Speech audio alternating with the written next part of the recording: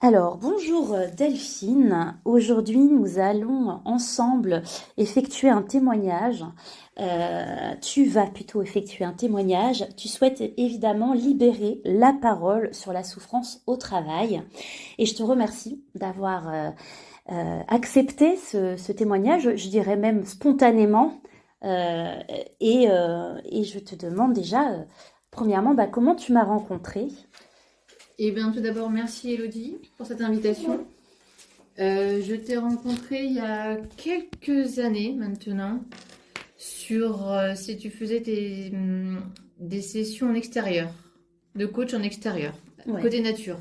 Des ateliers bien-être, effectivement, dans la nature. Et c'est ce qui me correspondait toujours, et c'est ce qui me correspond toujours la nature. Donc du coup, déjà, ça fait un premier lien, un premier contact. Après, je suis venue te voir à la base parce que j'avais une famille dysfonctionnelle. On a fait un gros travail, entre autres, sur comment rétablir le rôle de chacun dans une famille. Hmm. Et en même temps, en parallèle, il y avait aussi le travail qui était compliqué, où j'arrivais pas à me positionner, mais du coup, les deux, enfin, comme j'arrivais pas à me positionner sur ma vie familiale, me positionner dans mon monde du travail, c'était aussi du coup compliqué. Oui, au début, il y avait même un sentiment que tu priorisais le côté dysfonctionnant dans la famille, et peut-être après, ça t'a apparu un peu plus souffrant dans le travail, ou les deux étaient en même temps. Les deux étaient en même temps. D'accord. Mais j'ai préféré commencer par rétablir le mode familial, rétablir le bon ordre, Les m'asseoir fondements. les fondements, c'est ça, la place de chacun, où ça a été très important, c'était très intense, mais en même temps, ça fait tellement du bien, tellement de réflexion intérieure aussi. Alors, peux-tu justement, parce que tu commences à parler de l'accompagnement, décrire le coaching que tu as choisi, donc le mode de coaching, les nombres de séances aussi qu'il t'a fallu? On a fait on a fait au moins 4 ou 5 séances en extérieur, avec chaque fois un lieu différent, une thématique différente et avec des exercices facultatifs à faire, mais qui étaient toujours intéressants parce que du coup, ça mettait toujours le point sur quelque chose ou de positif ou négatif. Mais du coup, il en sortirait à chaque séance, il en ressortait des choses concrètes pour améliorer le quotidien à court terme et à long terme. Et du coup, en fait, et par exemple, c'est Alors, je précise oui, parce que comme tu parles en extérieur, effectivement, je fais aussi un accompagnement coaching dans la nature.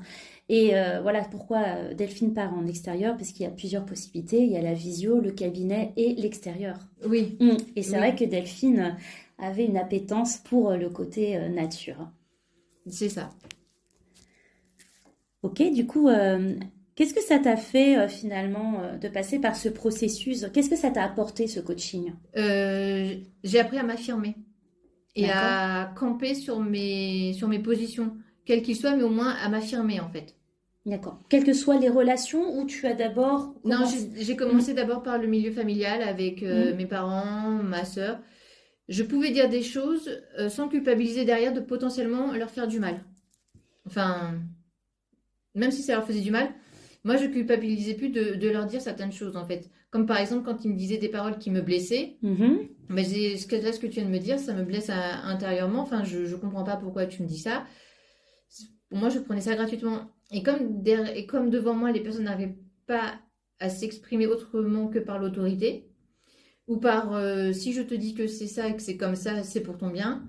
Ben non, en fait, même à l'âge adulte, on a le droit de faire nos propres erreurs, on a le droit d'avancer, on a le droit de se tromper, et c'est comme ça qu'on avance aussi.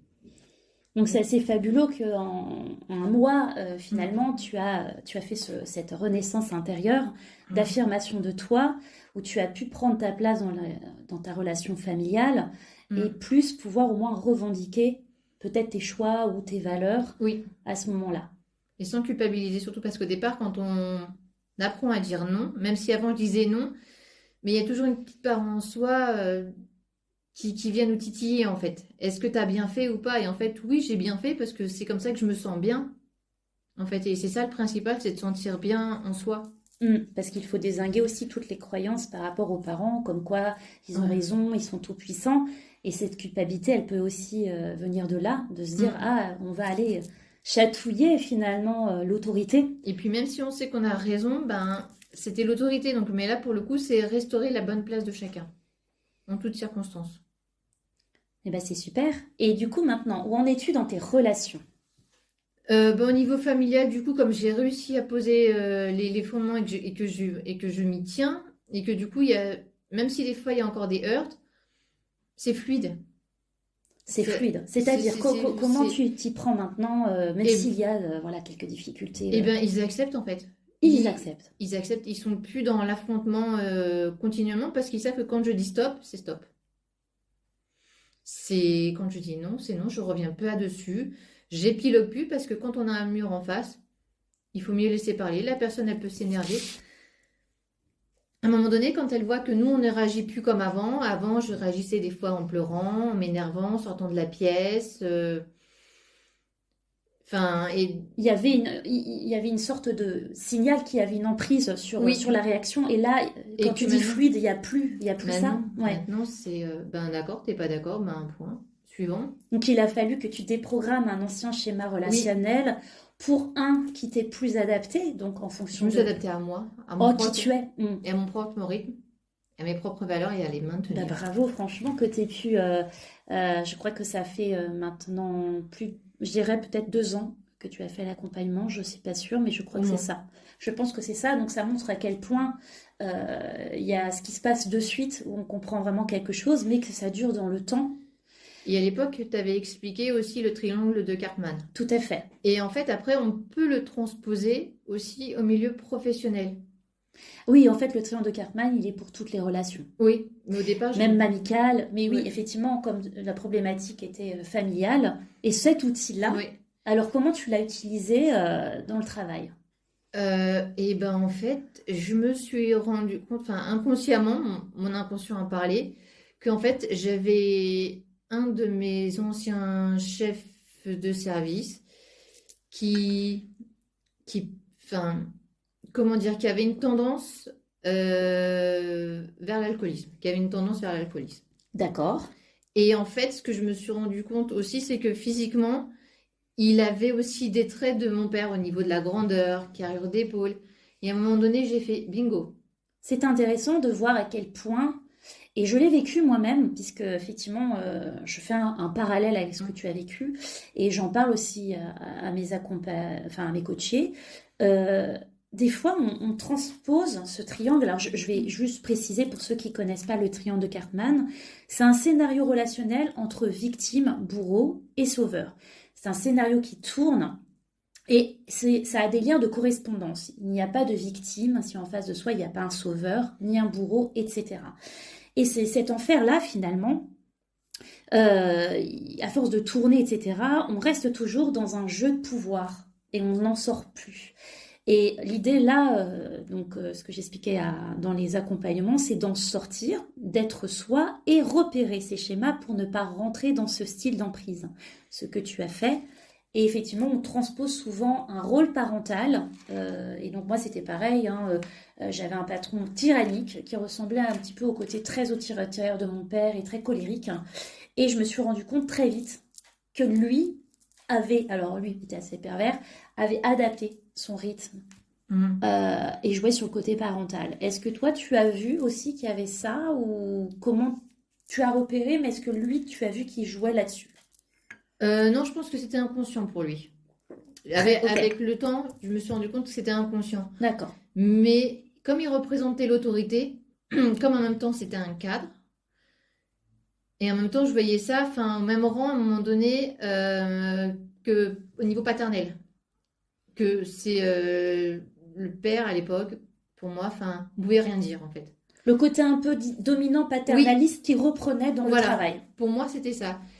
Et il y a une fois qui n'était pas comme un autre, comme une autre, où il y a eu agression verbale, où j'ai eu peur pour moi physiquement. Là, pour le coup, ben, j'ai craqué nerveusement, physiquement, parce que j'ai eu très peur. Qu'est-ce qui s'est passé pour que tu nommes ça agression verbale, avoir peur? Est-ce que tu peux nous donner un peu plus quelques détails, Oui, sans évidemment nommer la personne et que voilà, mais comment pour qu'on puisse aussi comprendre et ceux qui écoutent. j'avais des tensions avec une collègue de l'époque, et comme je n'arrivais pas à me faire entendre Mhm. par lui, j'ai essayé de taper à plusieurs portes, dont à son N+1. Et puis une fois qu'il n'a pas été comme un autre, un après-midi, il est rentré en mode furax, il était bien éméché.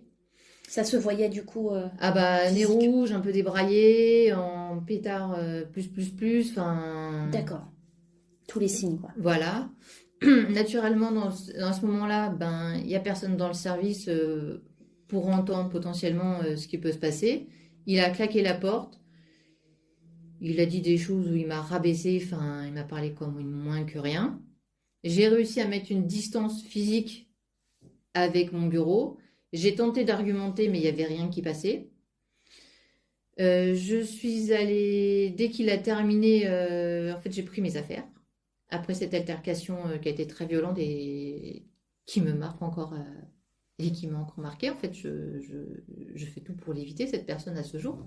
Oui, parce que quand même, quand tu parles d'agression verbale, etc., c'est de la violence. Oui, Et déjà, ça n'a pas lieu au travail. Et ça, non. tu l'as vécu comme une surprise, j'imagine, Eh aussi ben, je m'y ce attendais pas. comportement. Je Oui, savais que ça n'allait pas, mais comme il n'y avait pas réellement de vraies discussions et des choses établies, clairement, avec aussi la collègue avec qui ça n'allait pas, il n'y avait eu jamais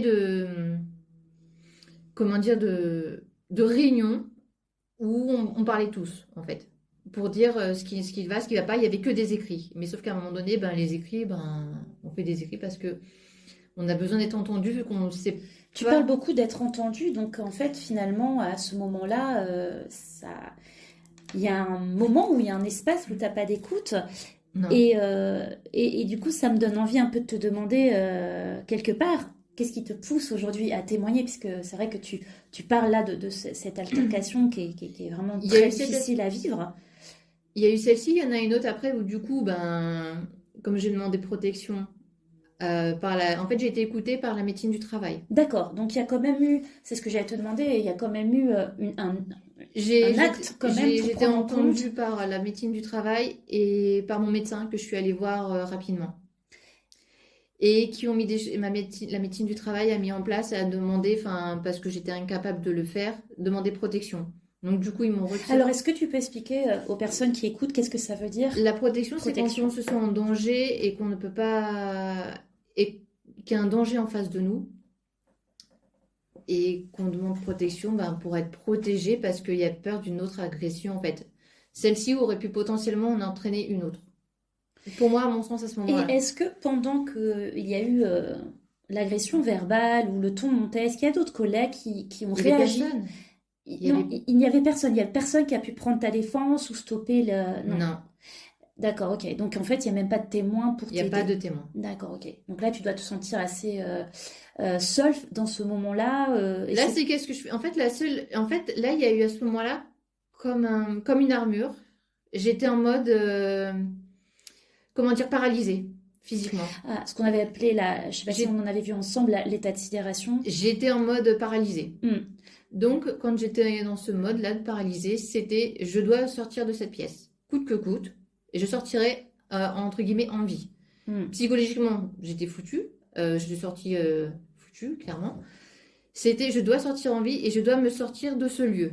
Aussi bien prendre la voiture, qui T'étais vraiment en mode était. survie parce que tout ce que tu Oui, décris, c'est l'action de la peur, hein. On sait oui. que soit ça sidère, soit ça fait prendre la fuite, hein, ou soit on arrive à agresser l'autre dans ces cas-là. Et Mm, là, d'abord, il y a eu l'état de sidération. mm. Je rappelle que c'est aussi ce qui se passe lorsque l'on vit une agression. Ça peut être dans le cadre du couple, ça peut être aussi un ex, ça peut être aussi un ancien collègue. En fait, ça peut être tellement de possibilités, mais ça crée le même état. Ça peut être dans la rue aussi. Voilà, ça peut être dans la rue. Ça crée le même état. C'est en fait l'effet de surprise et de recevoir autant d'un signaux où on a peur pour soi, pour sa vie et Mm. qu'on n'arrive pas à comprendre ce qui est en train de se passer.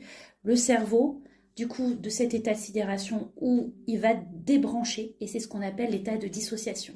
D'où le fait qu'on dit la femme n'a pas crié ou le mec n'a rien fait, n'a pas réagi.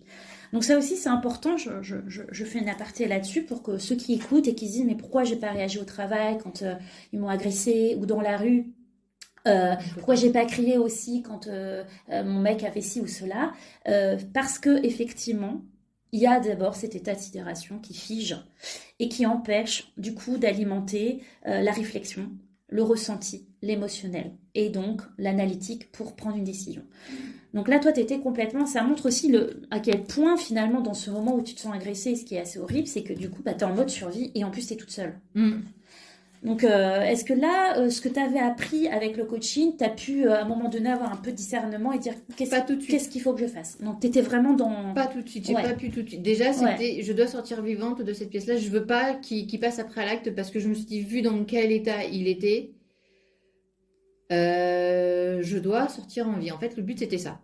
D'accord. Et lui, en étant alcoolisé, il n'a pas eu de blâme au travail? Il n'y a pas eu de... Non, j'ai appris récemment par un bruit de couloir qui a été titularisé il y a pas longtemps.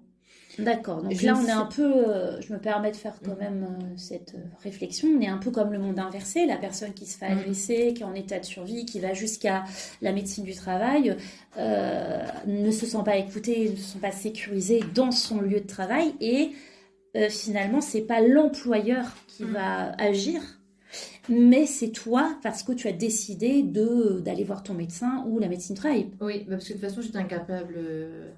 J'étais incapable en fait. Oui, mais si tu n'avais pas fait ça, finalement, il n'y aura pas eu Non. d'action. C'est ça que je veux dire. Ok. J'ai essayé d'alerter, mais à l'époque, il y avait une cellule signalement qui est là pour signaler ce que ce que tu as évoqué tout à l'heure, les problèmes de harcèlement sexuel, moral, tout type de choses, maltraitance. Enfin, moi, j'appelle ça de la maltraitance institutionnelle qui est cachée en fait. Oui, parce que là, tu nous l'as pas dit, mais ton travail, c'est dans une collectivité. Je travaille dans une très grosse collectivité où il y a énormément de monde, énormément de plusieurs sites. Et ce que je me suis rendu compte, c'est qu'en parlant avec certains collègues, c'est qu'en fait, on est plusieurs à subir ça, ce genre de choses, ou des fois, c'est juste des petits propos sexistes, isolés. Mais quand on tente de le D'accord. signaler à des personnes qui sont responsables, qui travaillent notamment des fois en ressources humaines, alors on est au courant de tel agissement, mais tant que tu dis bonjour et au revoir, en gros, ça va passer. Mais en fait, à cette heure. Donc, il n'y a toujours pas de protection à ce moment-là. Mais en fait, j'ai dit stop. En fait, j'ai dit non. J'ai déjà donné avec avec un ancien chef. Ça m'a pris du temps pour remonter. Alors, en fait, là, tu es en train de m'évoquer plusieurs problèmes. Déjà, Oui. il y a un problème avec... c'est un manager... Oui, c'est un manager. C'est un manager, donc là, il y a un problème donc, avec un manager qui dépasse avec ses propos, son comportement de violence verbale et du coup, en plus alcoolisé, qui n'est pas pris en compte. Ensuite, il y a plusieurs harcèlements sexuels ou moraux, je ne sais pas s'il y a les deux en même temps dans ce que tu dis, mais effectivement, on sent que là, il y a beaucoup de risques psychosociaux qui ne sont pas spécialement détectés. Et quand tu mets le doigt dessus, il n'y a pas forcément de choses qui se mettent en place, notamment ils ne sont pas forcément convoqués, ces personnes ou... Non, pas à ma connaissance. Après, on me dit, il faut juste que tu évites ces personnes-là, mais comme j'ai dit, non, en fait. Il y a eu MeToo il y a quelques années avec certaines actrices qui dénonçaient un milieu qui était tout à fait déplorable. Et ça continue d'ailleurs, hein, Ça je continue. continue à le dire, ouais. Et en fait, là, j'ai envie de dire stop, en fait, aussi. D'où ton témoignage. Est-ce Tout à que fait. ton témoignage, il a pour but de dire stop? Il a pour but de dire stop et de dire ce que vous subissez au travail, ce que vous prenez pour de la banalité quand vous vivez au quotidien. Il faut essayer de trouver quelqu'un qui peut vous écouter. Que ça soit un coach à l'extérieur, un psychologue, une sophrologue. Enfin, et déjà trouver quelqu'un, une première écoute à l'extérieur du travail. Ou si vous avez une meilleure amie, une confidente, mais c'est de positionner aussi les choses, c'est de dire non, en fait, ce n'est pas normal. En fait, c'est pas normal et surtout, tu te sens seule. Et le problème, c'est que j'ai vraiment l'impression aussi qu'il y a une grosse méconnaissance du côté de l'impact relationnel. J'informe les personnes qui écoutent. J'ai créé avec un collectif, on a créé un collectif qui s'appelle QVCT Solutions. Donc QVCT, c'est qualité de vie et conditions de travail. Là, on arrive à bientôt à la semaine donc de la qualité de vie et des conditions de travail qui a lieu du 17 au 21 juin. Et c'est important pour nous, en tant que, donc il y a naturopathe, sophrologue, coach, réflexologue, on travaille sur la santé physique et mentale en proposant des conférences, des ateliers, des séances individuelles. L'idée, c'est de sensibiliser qu'aujourd'hui, on ne peut plus rester dans le silence et finalement, c'est important aussi de remettre l'humain, la qualité, l'écoute au centre, parce que le témoignage de Delphine montre bien que, bah oui, c'est peut-être une collectivité, mais finalement, s'il y a un mal-être, qu'est-ce qu'on fait en fait? Du coup, les conséquences, c'est quoi autour de toi? Parce que tu... Les conséquences autour de moi, bah, c'est qu'en fait, moi, c'est que vu que maintenant j'ai appris à parler, à dire ce que je pense et à plus taire ce genre de propos, en fait, c'est moi qu'on me déplace, comme si que c'était moi le problème, en fait, comme si que c'était moi le mauvais élément. Et notamment, à un moment donné, j'avais dit à une responsable quels étaient mes handicaps et pourquoi je ne pouvais pas travailler dans telles circonstances. Alors, est-ce que tu peux juste préciser pour ceux qui Alors, écoutent les handicaps? je ne suis pas en capacité à travailler en open space parce que je suis multidys et j'ai un TDAH, qui est donc un trouble de l'attention et aussi un trouble de la concentration, on va dire ça. Oui. Donc, travailler en gros dans un hall de gare, quand on a tout ça, eh ben, c'est juste pas possible. Donc, des fois, c'est juste demander un petit aménagement, comme mettre des petites barrières, comme pas des barrières, mais quand on met dans les salons des petites. Oui, des paravents, des choses comme voilà, ça, des fois, pour c'est ne pas juste. être trop stimulé Voilà, et pour avoir... éviter une surstimulation qu'on a déjà naturellement. En fait, et même ça, c'était refusé. Ben, donc, en fait, on est entre guillemets le petit mauvais canard. Alors, ce qui est intéressant, c'est que plus tu parles et plus on se rend compte de tout ce qui dysfonctionne. Donc, il y a un management qui est compliqué, évidemment, puisque il y a de l'abusif, hein, il y a de l'harcèlement sexuel, il y a le non prise en Harcèlement compte. sexuel, c'est plutôt. Avec Moi, j'ai pas eu de harcèlement sexuel, D'accord. c'était des propos sexistes, très, très fondés. Oui, mais répéter à force, ça devient Voilà. en entreprise du harcèlement. Donc, c'est pour ça que j'ai fui également ce responsable, en fait.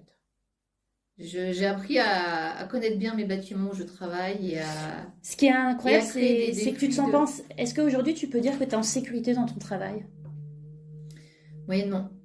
Parce que comme c'est des personnes que je continue à croiser, je fais attention dans certains lieux où je vais. Si dans certains lieux je dois y aller seule, des fois je préfère botter en touche ou me faire accompagner. Donc, tu ne te sens pas aujourd'hui dans ton lieu de travail en sécurité. Donc, tu vois, ça fait aussi un élément quand même qui est important. Il n'y a pas Ouais. d'écoute pour toi. Bah, j'ai trouvé à l'extérieur en fait. Tu les trouves à l'extérieur. Parce qu'en intérieur, j'ai pas trouvé. Pas me dire que j'étais un Et mauvais comment petit tu fais canard. pour tenir alors du coup dans cet environnement Ils m'ont rechangé encore du fait d'avoir parlé. Donc là, du coup, je suis dans une petit microservice où je touche du bois, ça va. Mais je reste quand même malgré tout sur mes gardes parce que vu mes Est-ce que quand expériences- on te, excuse-moi de te couper, est-ce que quand on te change de place, est-ce qu'on te redonne un travail qui est dans tes cordes ou est-ce qu'on justement diminue tes compétences? Enfin, est-ce que c'est quelque chose de valorisant ou pas pour toi? Mon ancien, c'était dévalorisant, clairement. Celui-là, bah, c'est l'avantage, entre guillemets, pour le coup, d'être multidis et d'un TDAH, c'est qu'on a une capacité à s'adapter à beaucoup de choses. Donc, j'avais quasiment zéro connaissance quand je suis arrivée. Et comme on est curieux, pour le coup, on est stimulé, et pour le coup, on a une stimulation, comme on ne connaît pas. Du coup, je suis pas, je ne m'ennuie pas. Mais j'arrive quand même à faire des choses qui m'intéressent en plus, parce que j'ai besoin de moi d'avoir cette stimulation, mais c'est cette capacité-là qu'on a, en fait. Et Donc là, c'est dans tes ressources personnelles, mais sinon, est-ce que du coup, parce qu'à un moment donné, tu m'avais Je- parlé avant l'entretien que tu pouvais aussi ressentir une sorte d'ennui. oui. Est-ce que tu peux préciser à quel moment dans ces cas-là, puisque tu... Et ben en fait, c'était dans un des services où j'étais le vilain petit canard, où en fait, comment dire, on explique du travail, c'est comme si on vous expliquait du travail dans un hall de gare. Donc, imaginez-vous, quand vous prenez le métro à l'ERR, plein de gens qui passent dans tous les sens, avec le téléphone, ceux qui fument, les conversations qu'on entend, et ben en fait, ça fait tellement ça comme effet qu'en fait, Attendez, les gens fument dans bah, il y avait des petits espaces fumeurs, donc du coup, D'accord, où ils prennent leur vapoteuse, enfin, où il y a plusieurs espaces fumeurs, et du d'accord. coup, ils étaient obligés de passer. Ah, tiens, on va se faire une pause clope, tiens, bah, moi, je vais faire la pause café dehors, et puis je prends un truc, enfin, ou des fois, ils se faisaient des conversations à bureau interposé. Alors, du coup, quand une collègue tentait de m'expliquer quelque chose, ben, je comprenais sans comprendre. D'accord. Donc la qualité Donc, du coup, aussi de après, l'ambiance qui te voilà. permet pas de... Et du coup, à un moment donné, bah, je lui dis, bah non, en fait, je peux pas faire ce que tu me donnes, ben, parce que j'ai compris sans comprendre, parce qu'il y a tellement d'infos de tous les côtés que je sais pas où prendre les infos. Et donc, du coup, comme il voit que pour le coup que je fais des propositions parce que ça ne va pas, mais c'est pas à toi, en gros, à faire ces propositions-là. Donc, du coup, on te retire les tâches, Mhm. le peu que de tâches que tu fais. Donc, du coup, les journées sont très longues. D'accord, on te retire des tâches. Waouh. Tu le Donc, prends comme des punitions, ces choses-là, enfin, punition, c'est le mot qui me vient. manque de considération. Manque de considération. Ouais. Et le fait aussi d'être changé de poste, tu sens Ah qu'il y a bah une manque de là, considération par rapport à ta problématique finalement. oui. Et c'est pour ça aussi que j'aspire à très court terme à faire table rase. Pour que je puisse essayer de tourner la page sur ces expériences-là, je cherche un nouveau poste, mais plus spécialement en interne, aller dans une autre grosse collectivité. D'accord, donc en fait, Parce que pour l'instant, donc, je croise aussi ces personnes, même si j'ai fait un travail, je fais un travail aussi personnel, mais j'ai aussi trouvé une psychologue qui est spécialiste dans le mal-être au travail. d'accord. J'ai des séances toutes les semaines. Parce que ça m'aide, parce que dès qu'il y a une situation qui est compliquée ou que ça monte, elle me donne des pistes. Donc du coup, j'essaie de contrecarrer, mais comme j'ai certaines choses qui sont en place, ou quand des fois on apprend, en gros un peu qu'on vous fait un rapport et que c'est pas justifié, et que moi pour le coup, je voulais chercher pour le coup avoir une discussion entre guillemets d'adulte avec cette responsable, parce que pour moi, en gros, c'est un peu facile aussi. Alors c'est une personne responsable, ok. La personne vous fait un rapport, mais elle ne vous convoque pas. Vous apprenez les faits qu'ils vous ont reprochés chez son N plus 2. Ouais. Bah déjà, vous tombez des nues, parce que logiquement, votre responsable, quand ça ne va pas, doit vous lister les choses qui ne vont pas, on doit en discuter, améliorer, comment faire pour améliorer les choses ou pas. Là, pour le coup, rien du tout. Donc moi, par rapport à ça, ben, j'ai tenté d'alerter qui je peux. Ouais. C'est en cours. J'ai du mal à être entendue, mais je ne désespère pas à un moment donné avoir mon droit de réponse auquel j'attends. Bon, ça montre à quel point, tu vois, le souci persiste puisque tu es Mm. obligé d'aller voir, comme tu disais, un psychologue du travail qui peut t'aiguiller. Mais à l'extérieur du Mais travail. c'est à l'extérieur, oui, c'est pas quelqu'un qui fait partie de l'entreprise et Oui. qui aide justement à améliorer la Mm. situation. Du coup, tu parlais aussi, enfin non, j'ai parlé de la semaine de la qualité de vie et des conditions de travail qui a lieu bientôt. Et du coup, bah, ça me donne envie de te demander, est-ce que l'entreprise a prévu quelque chose qui pourrait justement aider à améliorer un peu ce qui se passe actuellement pour toi? Alors effectivement, mais j'ai trouvé ça très ironique parce qu'ils font entre autres, je crois, j'ai vu, il me semble-t-il, 2 séances de sophrologie et une visite d'une roseraie et autres activités, mais en fait, j'ai pas été plus loin parce que pour moi, la qualité de bien-être au travail, c'est déjà s'intéresser à comment vont les agents, tout simplement. Et pas, pour moi, ce qu'ils proposent, c'est masquer un peu les choses. C'est mettre, entre guillemets, un peu du rose sur du noir pour cacher un peu la misère, en fait. Tu Un sens peu. qu'il n'y a pas vraiment, dans cette semaine-là, une vraie conscience? Ah, pour moi, il n'y a rien. C'est pour ça que je dis que c'est ironique. D'accord. C'est mon ressenti personnel Donc pour en le coup. fait, même quand la collectivité met en place des choses, tu sens que c'est, comme tu dis, mettre un petit coup, Pour moi, pour moi, c'est masquer la chose, en fait. masquer la chose, ouais. Et que tu parlais d'ironie aussi. Eh ben oui, parce que comme à un moment donné, j'ai fait rigoler des amis qui travaillent aussi pour cette grosse collectivité tellement qu'elles n'en peuvent plus des façons de manager, euh, qui partent. à même pas 2 ans de la retraite parce que psychologiquement ça va pas, les conditions de travail sont déplorables. Waouh, à 2 ans de la retraite, elle craque en fait. Ouais. Oui, et elles savent pas comment trop tenir jusqu'à la fin. Elles vont bientôt arrêter. Elles savent pas comment elles vont tenir jusqu'à la fin du mois. Ah oui, donc Donc ça en dit long aussi parce que en fait sur ceux le qui fait de travaillent garder des membres finalement. et parce qu'il y a certaines personnes qui vont bien travailler, ben c'est ceux-là qu'on va plus charger. Et en fait je crois que c'est aussi lié quelque part à la personnalité de l'agent parce que je crois que plus l'agent il va hurler, il peut pas spécialement être bon, mais plus il va hurler et plus en fait ils vont faire en sorte de donner raison, enfin en quelque sorte, à ces personnes-là qui vont râler pour un oui, pour un non.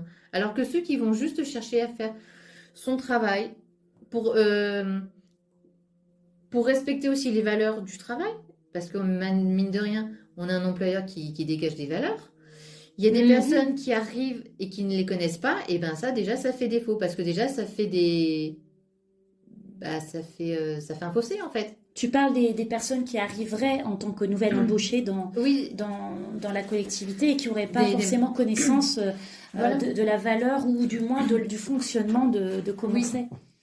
Donc, c'est difficile d'expliquer à ces personnes-là, ben voilà, on défend telle et telle valeur, on a des usagers euh, où on est en lien, on a aussi des collègues qui peuvent potentiellement être en difficulté. C'est répondre aussi aux deux demandes, aussi bien aux usagers qu'aux collègues qui sont en difficulté. Effectivement, ça demande C'est... de connaître la culture de l'entreprise, comme on dit, et aussi finalement de l'autre côté, euh, fidéliser. Parce que Mais oui. comme tu disais, à 2 ans de la retraite, on ne peut pas garder des membres qui sont justement investis. Finalement, ça les mène à quoi? À l'épuisement, Ah bah là, burn-out. il y en a déjà une qui a déjà fait un burn-out il y a quelques temps. Ouais. Plus Et aucun ça intérêt. n'a pas donné des signaux d'alarme pour l'employeur. Tu as pas vu à un moment donné qu'ils se sont dit, tiens, quand même, il y a peut-être quelque chose à revoir par rapport à le, je sais pas, le management ou la répartition du travail ou la façon de faire? Non. Non. Donc en fait, il y a pas de démarche donc de qualité de vie, de conditions de travail, de Alors QVCT. peut-être qu'il y en a, mais c'est tellement bien caché que c'est pas assez voyant en fait. Il y a rien pour préserver et des risques psychosociaux, puisque finalement, toi, tu es obligé d'aller en extérieur, que ça soit d'ailleurs en passant par moi ou Mm, encore une autre personne. Donc ça montre aussi à quel point il y a un manque de ressources, mm. parce que tu es obligé de chercher à l'extérieur. Et toi, du coup, donc tu as pour projet de partir. Oui, parce que je veux pouvoir tourner la page. Je veux pouvoir aussi ne plus faire attention dans tel lieu où je vais. Oui, comme tu disais, d'être un peu en insécurité, donc sur le qui-vive, sur le Voilà, je veux comportement. pouvoir aller sereinement à tel ou tel endroit. Enfin, je veux pouvoir aussi tourner la page tout simplement. Et du coup, de quoi aurais-tu besoin, toi, pour qu'on améliore ta qualité de vie au travail, là, actuellement, dans ce travail-là? Qu'est-ce que tu aurais eu besoin? Qu'est-ce que tu aurais besoin, d'ailleurs? Ce que j'aurais besoin, c'est d'une vraie écoute. En fait, c'est aussi d'avoir un échange avec le ou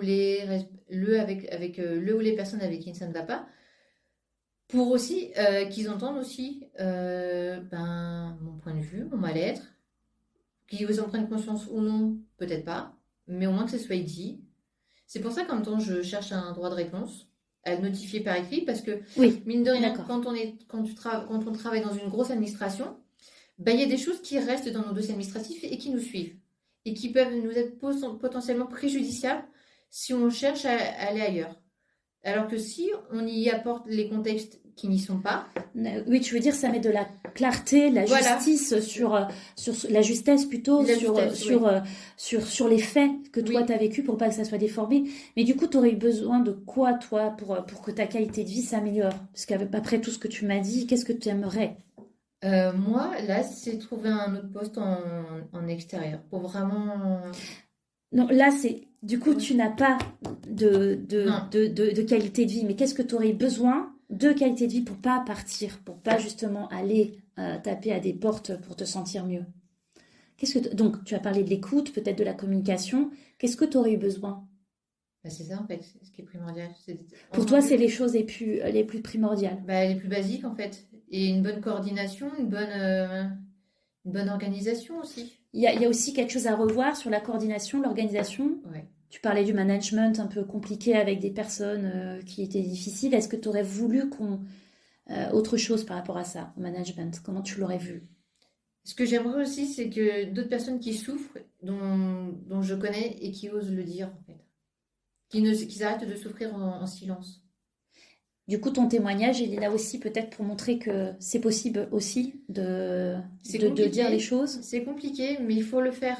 Ça prend du temps, ça prend beaucoup d'énergie, mais ça en vaut la peine. Alors, peux-tu nous dire les bénéfices pour toi là de témoigner et de surtout dire quand ça ne va pas, de garder cette posture intérieure? Le bénéfice, c'est de parler un maximum pour qu'à un moment donné, de toute façon, plus on va être nombreux à parler, aussi bien hommes que femmes, à un moment donné, il y a bien quelqu'un qui va réagir et qui va mettre le haut là à tout ce bazar. Et Tu pour crois à tout la au moins, force tout au moins qui posera des limites. D'accord. Et avec un cadre, et on sait très bien qu'avec un cadre juste, on avance. Que là, pour le coup, tant que les personnes n'oseront pas parler, tant que ça, malheureusement, ça ne bougera pas beaucoup. Et l'idée, c'est pas ça. L'idée, c'est absolument de parler. Et faites des écrits aussi quand ça ne va pas. Tout à fait. C'est important de faire beaucoup d'écrits. Aussi, quand vous voyez que discuter avec telle ou telle personne avec qui vous êtes, que ça ne va pas, écrivez. Des fois, il y a des personnes qui arrosent tout le monde pour espérer avoir une personne qui réponde en fait à la bouée de secours. Ouais, on en est là. Que ça soit dans le milieu privé, professionnel, privé, public, c'est même combat en fait. Il faut libérer, il faut se trouver des moyens pour s'exprimer en fait et pour aller mieux après parce que potentiellement après on avance bancal.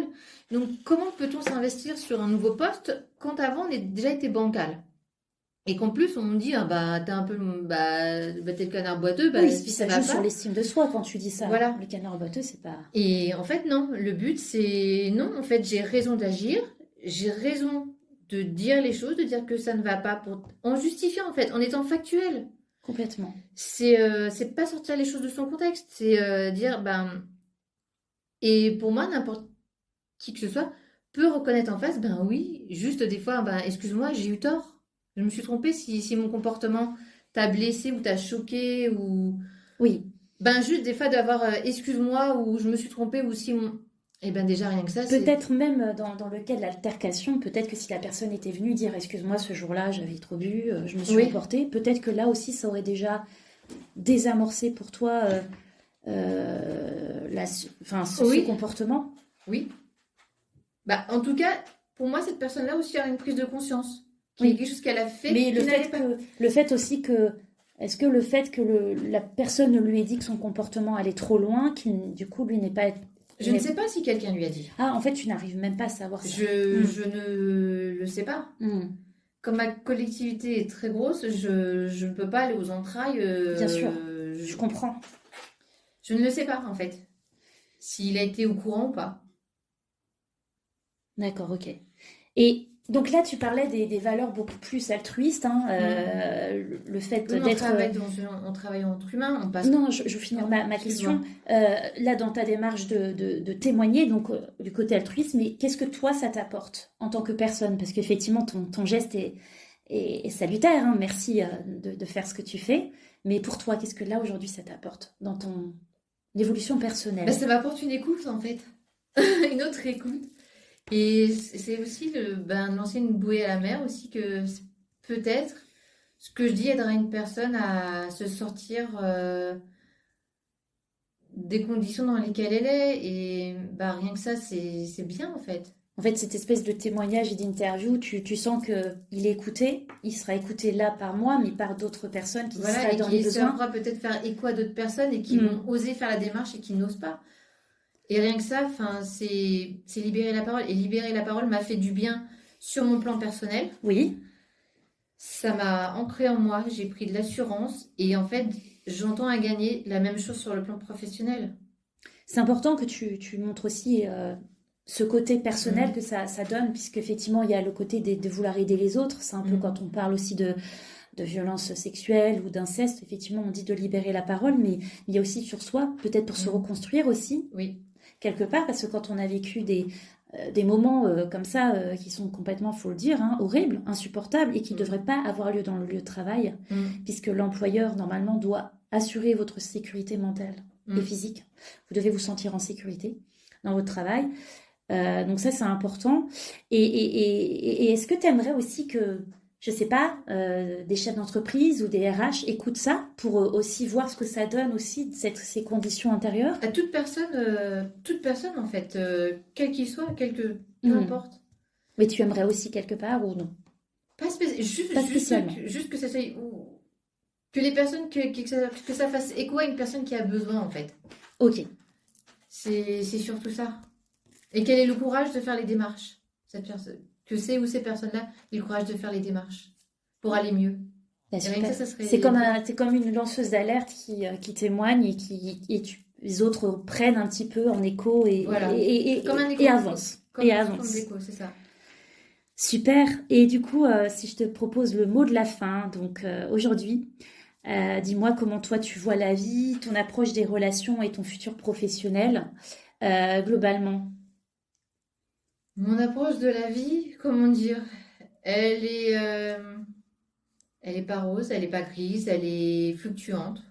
Il y a des hauts, des bas, mais je fais en sorte de garder ma ligne de conduite et mes valeurs un maximum, de pouvoir me regarder dans la glace le matin, c'est primordial.